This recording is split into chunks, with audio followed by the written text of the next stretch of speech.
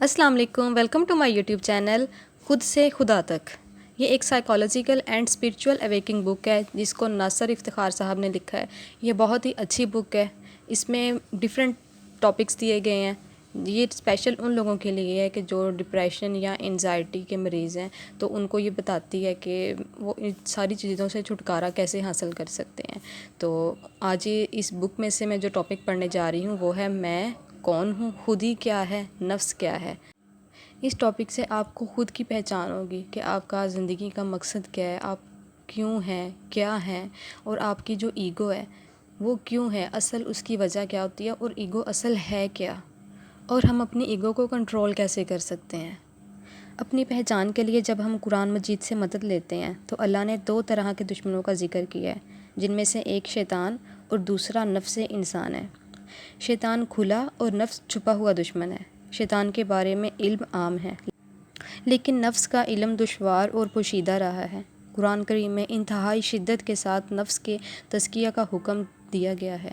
तज़किया तब ही किया जा सकता है जब हम इस दुश्मन को जान लें, खूब अच्छी तरह पहचान लें कि आखिर नफ्स है क्या, इसके अफ़ाल क्या हैं, तभी हम इसे काबिल हो सकते हैं कि इसे पाक कर सकें। आइए अल्लाह का नाम लेकर नफ्स के तिल्स्मे होशरबा में उतरते हैं और इसे जानने का आगाज़ करते हैं। बुनियादी तौर पर नफ्स के 3 हिस्से हैं: जिस्म, हवासे खमसा, ज़हन। हम बिलतरतीब तीनों का मुशाहदा करते हैं। जिस्म एक रूहनुमाई है। हर जानदार का वजूद उसके जिस्म के साथ है। जिस्म सिंगुलर सेल से बना है। ये एक हयाताती मादा है। जिस्म एक ज़िंदा चीज़ नहीं है। हवासे खमसा मौजूद ना हो, दिमाग काम ना कर रहा हो, तो जिस्म की अपनी हैसियत एक मुर्दा शय की है। जिस्म का अक़ल से बराह रास्त कोई ज़्यादा ताल्लुक़ नहीं है। जिस्म हैवानी है और इसमें 2 जबलतें हैं, बचाओ और अफज़ाइश नस्ल यानी रिप्रोडक्शन। जिस्म सिर्फ भूख मिटाने और अपनी पैदावार बढ़ाने में दिलचस्पी रखता है, इसे बाकी किसी शय से गर्ज नहीं।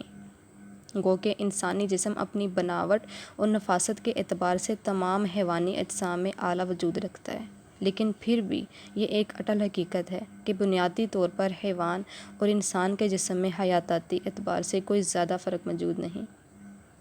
ज़िंदगी इसकी शरिस्त है, ये बज़ाते ख़ुद ज़िंदगी है। इसे इस दुनिया में बचने के लिए, सर्वाइव करने के लिए खुराक चाहिए, और यही इसकी अवलीन तरजीह है। भूख मिटाने के बाद ये ख़ुद को अब्दी करना चाहता है, लाजवाल होना चाहता है। इसके लिए उसके पास सिर्फ़ यही एक रास्ता बचता है कि वो अपनी नस्ल को जिनसी अमल यानी सेक्स से आगे बढ़ाए। इसके लिए ये किसी लज्जत का तलबगार नहीं। लज्जत जिस्म का नहीं, ज़हन का मसला है। इसे तो सिर्फ़ ख़ुद को आगे बढ़ाना है, ऑर्गेनिज़म को डिलीवर करना है ताकि ज़िंदगी कायम रख सके। यही इसकी अकल है और इतना ही इसका मुकद्दर है। ये मिट्टी से बना है। इंसान को इसी दुनिया में एक लिबास की सूरत अता किया जाता है, एक ऐसा लिबास जो इंसान का अपना नहीं बल्कि इस ज़मीन का है। वजूद इस धरती का है जो मौत के वक़्त इसी धरती को सौंप दिया जाता है, जैसे कोई उधार को लौटा देता है। इसी तरह मिट्टी का वजूद मिट्टी वापस ले लेती है, यहाँ तक कि इंसान रोज़े क़यामत दोबारा उठाए जाएं, उनके वजूद को इसी मिट्टी में ज़म हो जाना है, फ़ना हो जाना है, मिट्टी को मिट्टी में मिल जाना है।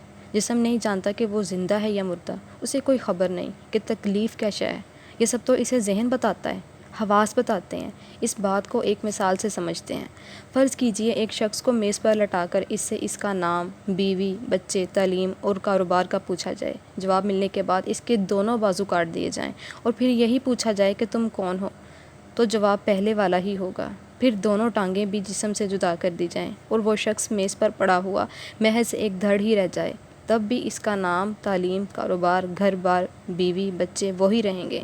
इसका साफ मतलब है कि वो वजूद शख्सियत का एक हिस्सा ज़रूर है, लेकिन मुकम्मल शख्सियत हरगिज़ नहीं है। फिर वो कौन है जो जिस्म से मावरा है? ये सिर्फ़ जिस्म का वो तारुफ़ है जो तज़किया नफ्स के लिए इंसान को दरकार है, वगरना जिस्म अल्लाह रब्बुल इज़्ज़त की हसीन तरीन तख्लीक है। इसके अंदरूनी और बैरूनी अज़ा की तख्लीक पर क़यामत तक भी गौर किया जाता रहेगा, तो कभी भी ये पता नहीं चल पाएगा कि आखिर है क्या। आज से करीबन 30 साल पहले जाकर देखें कि साइंस इस जिस्म को इतना कम जानती थी, इतना अंडर एस्टिमेट कर रही थी कि हर बीमारी کے لیے صرف ایک ہی ڈاکٹر ہوا کرتا تھا، لیکن پھر انسان کو احساس ہوا کہ یہ اتنا آسان نہیں ہے، تو ہر عضو کے اسپیشلائزیشن کا دور شروع ہوا تھا، حتیٰ کہ دانتوں کے لیے 7 سال کی طبی تعلیم لازم قرار پائی۔ جتنا اندر اترتے چلے جاتے ہیں اتنا ہی راز الجھتا چلا جاتا ہے، حتیٰ کہ بات کلوننگ سے بڑھ کر موٹیویشن تک جا پہنچتی ہے۔ جسم کو تا قیامت پڑھا جاتا رہے گا۔ اسی طرح حواس کی اپنی ایک الگ دنیا ہے جس کے اپنے اسرار ہیں اور اپنے کمالات۔ حواس بنیادی طور پر 5 ہوتے ہیں: دیکھنا، سننا، چکھنا، سونگھنا، محسوس کرنا، چھونا۔ یہ جسم کے لیے سینسرز کا کام سر انجام دیتے ہیں، معلومات اکٹھی کرتے ہیں اور دماغ کو پہنچاتے ہیں۔ ان کا اصل کام جسم اور ذہن سے مل کر خواہش کو جنم دینا ہے۔ اس پر آگے بات ہوگی۔ حواس کو کام کرنے کے لیے مخصوص اعضاء دیے گئے ہیں۔ بصارت آنکھ کو کیمرے کی طرح استعمال کرتی ہے، سماعت کانوں کے ساتھ جڑی ہے، چکھنے کی حس زبان میں ہے، سونگھنے کے لیے ناک استعمال ہو رہی ہے، اور چھونے کی محسوس کرنے کی حس پورے وجود کے پور میں سمائی ہے۔ واضح رہے کہ یہ تعریف طبی نقطہ نگاہ سے نہیں کی گئی، کیونکہ اللہ ایک تخلیق سے ہزاروں لاکھوں مقاصد حاصل کرتا ہے۔ جیسے ناک صرف سونگھنے کے لیے نہیں ہے، بلکہ سانس لینے اور نکالنے سمیت اس کے بے شمار کام ہیں۔ یہاں حواس کے بیان کا مقصد صرف اپنی پہچان کے لیے ہے۔ ہم کل میں سے جزو کو الگ کر رہے ہیں تاکہ جو ایک نظر آ رہا ہے حقیقت میں وہ کیا ہے یہ جان سکیں۔ حواس کے پاس بھی اپنا کوئی مقام نہیں ہے۔ ذہن کے بغیر حواس کے پاس جو معلومات ہے وہ کسی کام کی نہیں ہے۔ ایک نظر ذہن کو بھی دیکھتے ہیں۔ موضوع کی مناسبت سے زیر دست صرف اتنا سمجھ لینا کافی ہے کہ ذہن جسم انسانی میں یادداشت کا مرکز و محور ہے۔ یہ ڈیٹا سینٹر ہے، تجزیہ کار ہے، یہ تمام جسم اور حواس پر حکمران ہے۔ حواس باہری دنیا کی معلومات اسے مہیا کرتے ہیں۔ اسے انفارمیشن کی مدد سے ماضی کے تجربات کو استعمال کر کے ذہن ایک تجزیہ کار کی حیثیت سے فیصلہ صادر کرتا ہے۔ جسم اور حواس جسے ماننے کے پابند ہوتے ہیں۔ یہ جان لینا ضروری ہے کہ ذہن اور دماغ دونوں الگ ہیں مگر ایک دوسرے سے جڑے ہیں۔ جیسے جسم مادی اور روح غیر مادی ہے، اسی طرح دماغ مادی اور ذہن غیر مادی ہے۔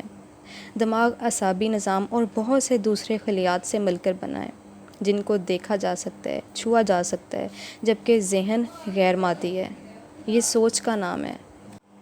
ذہن دماغ کے ذریعے تمام جسم انسانی سے جڑا ہے۔ نفس انسان ان تینوں حصوں سے مل کر بنا ہے: جسم، حواس اور ذہن۔ یہ تینوں ایک دوسرے کے بغیر بیکار ہیں۔ کسی ایک کے دوسرے کے بغیر کوئی حیثیت نہیں ہے۔ اگر اس سوال پر گہرائی سے غور کیا جائے کہ میں کون ہوں تو انسان ویرتا حیرت میں گم ہو جاتا ہے۔ کیا میں جسم ہوں؟ کیا میں احساس ہوں؟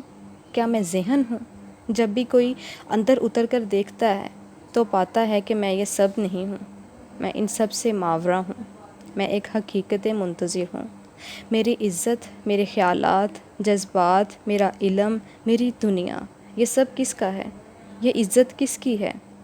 کیا عزت میرے جسم کی ہے، احساس کی، یا پھر میرے ذہن کی؟